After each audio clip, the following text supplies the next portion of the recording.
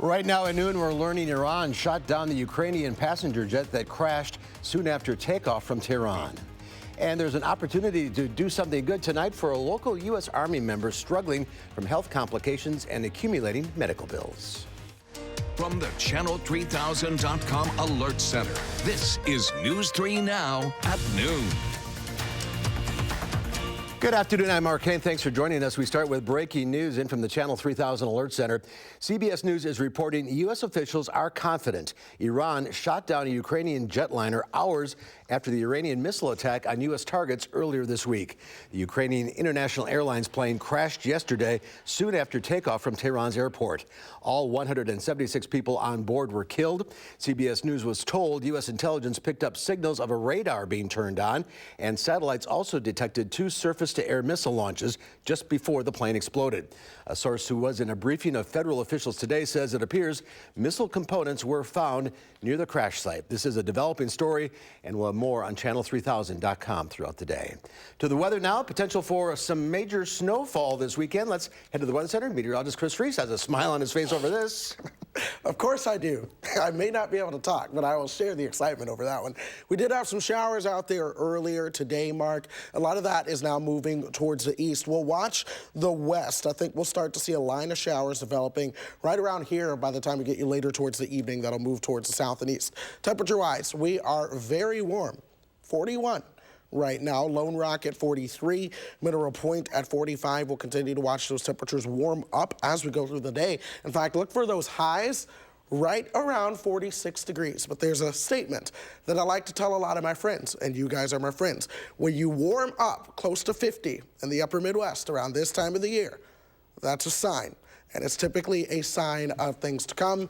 We will talk about what is on the table coming up for the weekend in just a few minutes. You feel okay, you just can't talk. I feel amazing. Okay. I can't talk. All right, we'll see you in a few minutes. All right, thank you. Developing this afternoon, a Madison man is facing multiple felony charges for a police chase and standoff in Sun Prairie. Police say around 3 a.m., officers responded to a report of a man on Pine Street who fired a handgun into a woman's home during an argument.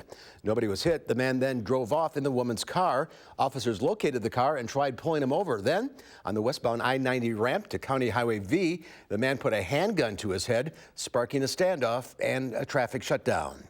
Eventually, the man put the gun down and complied with police commands. He was identified as 31-year-old Ronnie Ballard. He was arrested for multiple charges, including first-degree recklessly endangering safety, being a felon in possession of a firearm, and felony eluding. Iran and the U.S. appear to dial down the tensions following a missile strike on American forces this week, but the possibility of future attacks remains, and Congress wants a say on any military strike against Iran. Skylar Henry has more details from the White House. A senior commander in Iran's Revolutionary Guard says this week's missile strike aimed at U.S. forces in Iraq was just the start of a series of attacks across the region. It comes as President Trump appeared to seek a de-escalation in the tension between the two countries, imposing more economic sanctions instead of ordering a military response. The fact that we have this great military and equipment, however, does not mean we have to use it. We do not want to use it. After a briefing Wednesday, Utah Senator Mike Lee says administration officials told senators not to debate the appropriateness of further military action against Iran, despite the Constitution giving Congress the power to declare war. When we send our brave soldiers, sailors, airmen, and Marines into harm's way, we owe the American people the decent courtesy to follow the Constitution, to debate and discuss these actions. The House is expected to take up a resolution this afternoon aimed at limiting the president's ability to take further military action against Iran, something President Trump does not support. He tweeted this morning, hope that all House Republicans will vote against crazy Nancy Pelosi's war powers resolution. It's a very big issue now because it's nothing less than preventing war as we honor our first responsibility to protect the American people. Virginia Democrat Tim Kaine has introduced a similar resolution in the Senate. Skylar Henry, CBS News, the White House. And Republican Senators Mike Lee and Rand Paul of Kentucky both say they will support Senator Kaine's resolution after Wednesday's briefing from the Trump administration. Well, there's a fundraiser tonight in Sauk Prairie for a U.S. Army member who's dealing with health complications. The Baraboo News-Republic reports that Alyssa Grinder was hospitalized on Halloween when she started slurring her words. Days later, she experienced a major seizure and spent the next 2 months in and out of hospitals. After a brain biopsy, there is still no diagnosis. Alyssa is the fiancée of Sean McGann, the Sauk Prairie boys basketball team's head coach and a graduate of Baraboo High School.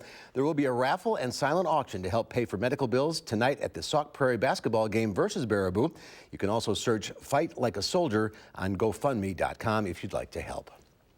New at noon, the city of Madison has a new poet laureate. This week, the council approved Mayor Satya Rhodes Conway's appointment of Angela Trudell Vasquez to serve in the volunteer position for the next year. She is a third-generation Mexican-American woman who was selected based on her productivity as a public poet, community and youth education, and literary accomplishments. You can catch Trudell Vasquez's first poetry reading February 6th at a Room of One's Own bookstore downtown.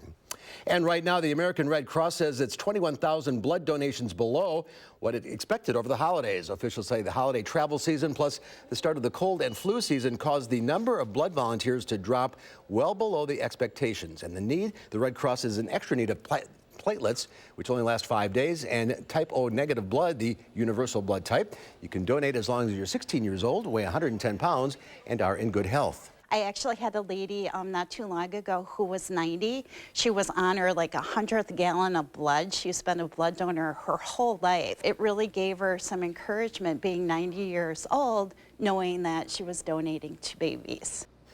This blood shortage is so dire that the American Red Cross is raffling off a trip to the Super Bowl to blood donors from now until January 19th. We have more information on that up on our website, channel3000.com. And there's more to come on News 3 Now at noon. Up next, we'll see what Howard's working on in the Mr. Food Test Kitchen.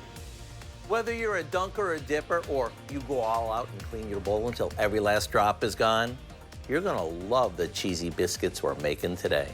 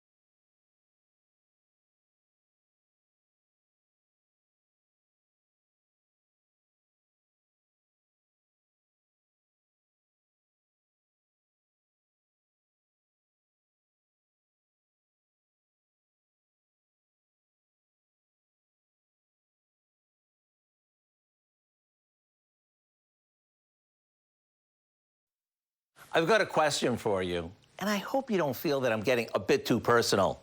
When it comes to eating soups and stews, are you a dunker, or do you go all out and practically clean your whole bowl by sopping up every last drop with your bread or rolls? Either way, today's cheddar biscuits are just what you need. To make them, the first thing we do is combine some baking mix, brown sugar, milk, and a bunch of shredded cheddar cheese. Now we mix this together until it creates a soft dough, and then we drop teaspoons of it onto an ungreased baking sheet. After this comes out of the oven, which takes just minutes, we slather them with a 3-ingredient garlicky butter glaze that is simply to die for.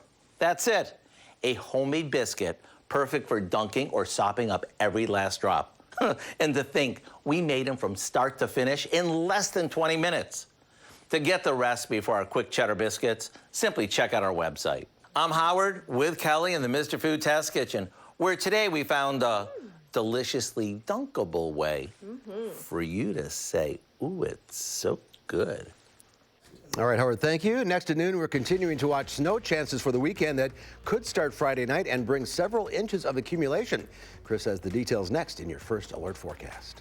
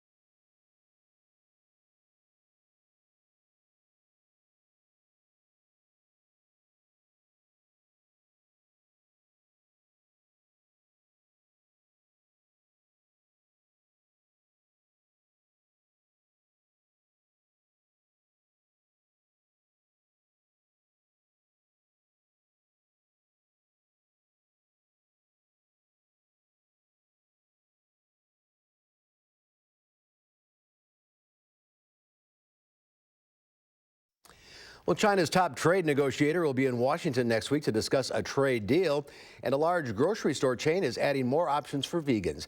Naomi Ruckham has your Money Watch report. China's Commerce Ministry confirms its chief trade negotiator will be in Washington next week to sign off on an interim trade deal. Under phase 1 of the deal, Beijing agreed to buy more American farm goods like soybeans and pork. President Trump plans to travel to Beijing to begin a second stage of talks. U.S. Federal Reserve Vice Chairman Richard Clarida is optimistic about the economy in the year ahead. Clarida shared his view in New York this morning, saying the Fed is in a good place. The central bank cut interest rates 3 times last year. Clarida says those cuts were well timed. Consumers are asking for more meatless meat, and Kroger is the latest company to answer that call. The country's largest grocery store chain is launching vegan ground beef and burger patties under its Simple Truth private label. UBS estimates that U.S. grocery stores will sell more than $7 billion in meat substitutes by 2025. And Oscar Mayer is looking for candidates to take the wheel of its Wienermobile. The official job title is hot dogger, and the 12 that are hired will travel the U.S. in the 27-foot hot dog for 1 year, acting as brand ambassadors. The fine print: candidates must be a graduating college senior to qualify. Applications are open through the end of the month. And that's your CBS Money Watch report. For more, head to cbsmoneywatch.com. At the New York Stock Exchange, I'm Naomi Ruckham. Thank you, Naomi. Let's check Wall Street at the noon hour. The Dow we don't have any numbers for the Dow Industrials. Are they even? I don't know. The NASDAQ down 97. And there's the S&P. Not complete numbers. I'm not sure if those are even correct. Let's go to the farm markets.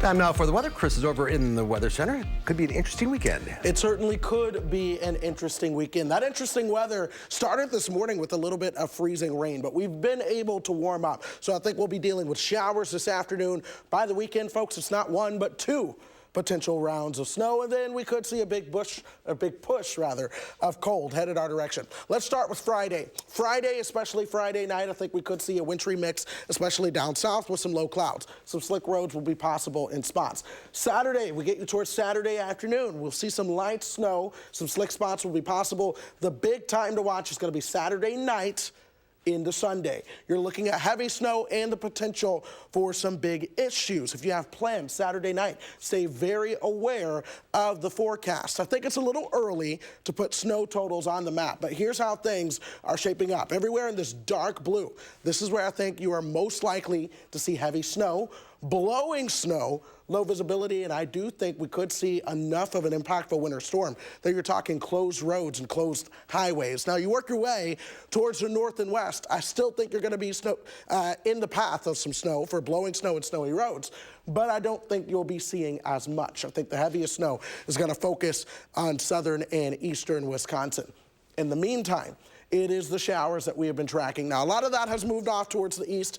Things are somewhat clear towards the west, but I wouldn't be surprised to see another line of some showers develop later on. I'll show you that again here in just a moment. Temperature-wise, winds are out of the south at 16 miles per hour. That's keeping us very warm. We're at 41 right now.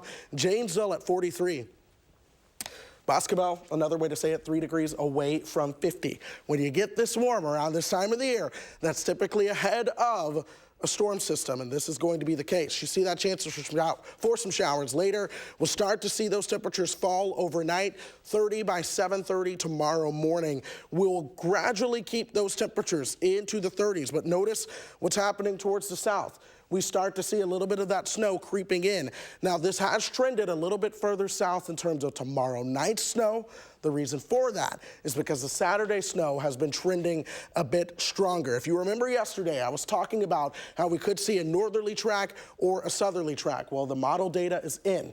and that northerly track is a lot more likely now, meaning we will be looking at a second round of snow where several inches will be possible, and we could be talking major travel impacts for northern Illinois, eastern Iowa, southern Wisconsin, even eastern Wisconsin into Michigan. If you have any travel plans this weekend, you need to be very mindful of that. Here we are. Let's time it out. Saturday morning at 7:30, we'll see some light snow in the south and east, but by the time we get towards Saturday evening, notice that snow begins to creep towards the north. I know there are events going on this weekend, especially with some of the high schoolers, a lot of school dances on Saturday night. This is something to keep in mind. By midnight Sunday, we're still dealing with heavy snow. By the way, it's going to be very windy too during this time. And then by Sunday morning, we start to see this storm move away. And again, I do think it's too early to put exact numbers on, but this shows you where that axis of heaviest snow is going to be. You're talking Madison up towards Green Bay, over towards Milwaukee.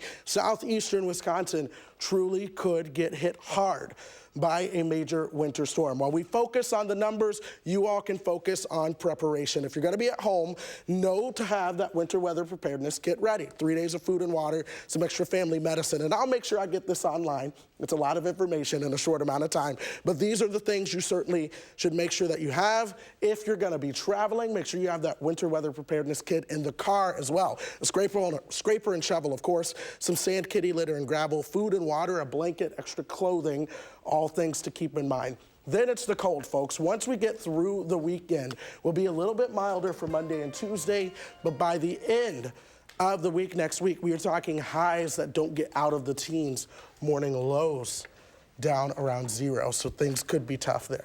I'm staying home Saturday night. If you can stay home Saturday night, it genuinely does look like this could be a very powerful storm. Could be an interesting Packer game in Green Bay as well. We'll see. All right, Chris, thank you. Up next, Marissa DeGroat from the Dane County Humane Society is here with our pet of the week, Miss Tippy, a 6-month-old kitten. Stay with us.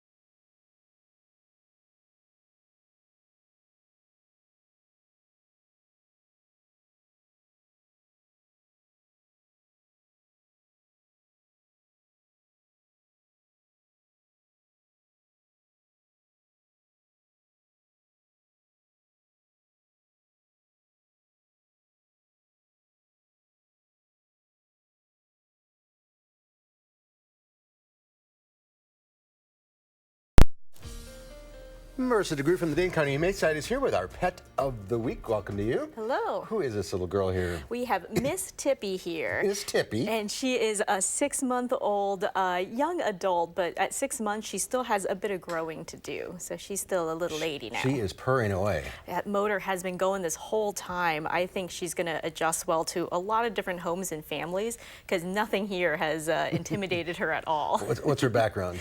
So Miss Tippy came to us. She was a former barn kitten who was brought home, and family wasn't quite ready for the high energy of a kitten. And they can be. And they can be, but I think what's wonderful about her is she's the best of both worlds. She's definitely a playful girl, but she has been curled up and has wanted to be a lap kitty this whole time too. So don't let this fool you. No, do not let this fool you. She's going to want to run around and play, but then she'll probably curl up in your lap and just sack out. She's got a little scar in her ear. Yep, she does have this little scar in her ear that causes her ear to be bent. The other thing about Miss Tippy is that she does have a bit of a head tilt. Medically, she is doing great right now, but it's something to keep in mind in the future and let your vet know. Okay. She'll be a great pet. She really is going to be wonderful. Your big fundraiser coming up. We do have a big fundraiser coming up, Toto's Gala. It's March 13th, but tickets are on sale right now. You can go to giveshelter.org to learn more about the event, but it's really fun. It's at Monona Terrace. You get to come in, meet puppies and kitties, have a drink and dinner, and hear some great stories from the Humane Society, all to benefit animals in need. It's always a great event, that's really for sure. Is. All right, last week? Last week we had our Gary. We had Gary the bunny, and he did get adopted. We were excited for Gary. He was one of our Lonely Hearts Club members, so with us a long time. I'm glad he got a home. He was so soft. All right, good for Gary. Now let's get Miss Tippy a home. Come meet Miss Tippy. She is such a cutie. All right, go to the website giveshelter.org for information on Miss Tippy and all the animals available. 838-0413 is the number to call. Marissa, thank you. Here is Chris with one final check of your forecast. We're going to remain mostly warm as we go through the afternoon. Those clouds stick around. We may see a chance for some showers around 4:30. Now, tomorrow we'll be watching a chance for a wintry mix moving in late in the day over into Saturday. But Saturday night into Sunday is certainly the time period to watch. That's when we could see some very heavy snow around here, followed by colder temperatures in the week ahead. By the time we get you towards next Thursday and Friday, we are talking temperatures in the teens. But before we get there, Mark, again, focus is certainly on the weekend for what could be a very impactful storm. Of course, us here in the Weather Center are keeping a very close eye on all of the details. We'll keep you updated throughout the day. People are wondering where winter went. Well, winter's coming. It's coming. Yeah. Winter is coming. All right, that's our time for now. Thanks for watching, everybody. We'll see you back here at 4 o'clock. In the meantime, have a great afternoon.